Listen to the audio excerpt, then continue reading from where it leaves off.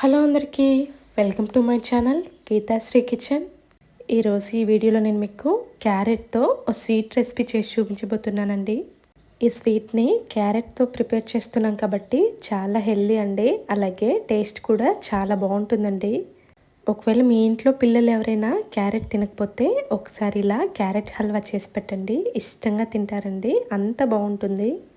ఏదైనా స్వీట్ తినాలి అనిపించినప్పుడు హెల్దీగా నిమిషాల్లో ఇలా ప్రిపేర్ చేసుకున్నామంటే టేస్ట్కి టేస్ట్, హెల్దీకి హెల్దీ, చాలా బాగుంటుందండి. ఒకసారి ఇలా ట్రై చేయండి, ఇంట్లో అందరూ ఇష్టంగా తింటారండి, అంత బాగుంటుంది. లేట్ చేయకుండా ఎలా తయారు చేసుకోవాలో చూపిస్తాను రండి. ముందుగా 1/2 kg క్యారెట్ని ఈ విధంగా పైన తొక్క తీసేసి ఇప్పుడు వీటిని చిన్న ముక్కలుగా కట్ చేసి తీసుకోవాలండి.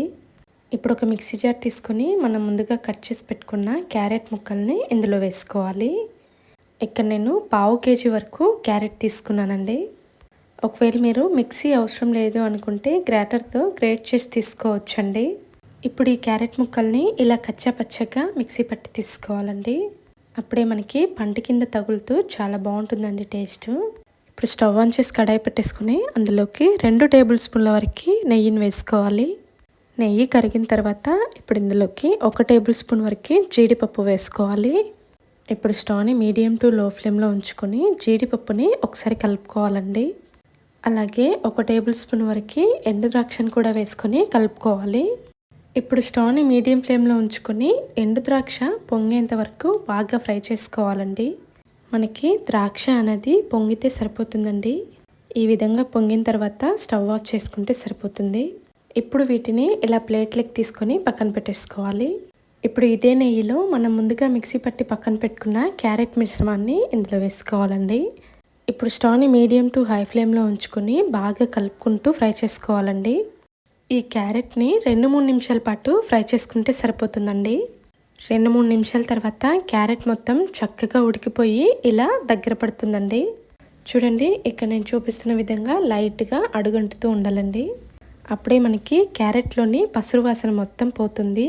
ఇప్పుడు ఇందులోకి సగం కప్పు వరకు కాచి చల్లార్చిన పాలను వేసుకోవాలండి. కొలతల్లో చెప్పాలంటే 1/2 kg క్యారెట్కి 100 గ్రాముల వరకు పాలు సరిపోతాయండి. ఇప్పుడు మనం వేసుకున్న పాలు మొత్తం క్యారెట్ మిశ్రమంలో కలిసే విధంగా బాగా కలుపుకుంటూ ఫ్రై చేసుకోవాలి. మనం వేసుకున్న పాలు మొత్తం క్యారెట్ అబ్జర్వ్ చేసుకునేంత వరకు కలుపుకుంటూ ఫ్రై చేసుకోవాలి. పాలు మొత్తం క్యారెట్ అబ్జర్వ్ చేసుకొని ఈ విధంగా దగ్గర పడుతున్నప్పుడు ఇందులోకి పంచదారను వేసుకోవాలండి. ఇక్కడ నేను 1/2 kg క్యారెట్కి 50 గ్రాముల వరకు పంచదార వేసుకుంటున్నానండి. మీరు తీసుకునే క్యారెట్ క్వాంటిటీని బట్టి పంచదారను వేసుకోవాలండి. ఇప్పుడు వేసుకున్న పంచదార కూడా మొత్తం కలిసే విధంగా బాగా కలుపుకోవాలి. పంచదార మొత్తం కలిసిన తర్వాత ఇప్పుడు క్యారెట్ కన్సిస్టెన్సీ వచ్చేసి కాస్త లూజ్ అవుతుందండి.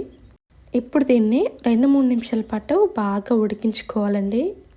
ఈ క్యారెట్ రెసిపీనే కాకుండా మన ఛానల్లో మంచి మంచి రెసిపీస్ ఉన్నాయండి. కేక్స్ అని అలాగే కర్రీస్ అని చాలా బాగున్నాయండి రెసిపీస్. ఒకసారి చూడండి, మీకు నచ్చితే ఈ వీడియో కూడా లైక్ చేయండి. ఇక్కడ నేను చూపిస్తున్న విధంగా ఇలా మొత్తం అంతా కూడా దగ్గర పడాలండి. కన్సిస్టెన్సీ అనేది ఈ విధంగా దగ్గర పడిన తర్వాత ఈ స్టేజ్లో స్టవ్ ఆఫ్ చేసుకుంటే సరిపోతుందండి. ఇప్పుడు మనం ముందుగా ఫ్రై చేసి పక్కన పెట్టుకున్న డ్రై ఫ్రూట్స్ని ఇందులో వేసుకోవాలి. డ్రై ఫ్రూట్స్ మొత్తం కలిసే విధంగా కలుపుకుంటే అంతేనండి, క్యారెట్ హల్వా రెడీ అయిపోయింది. వంట రాని వాళ్ళు కూడా ఈజీగా చేసేయచ్చండి ఈ recipe. Thank you for watching అండి.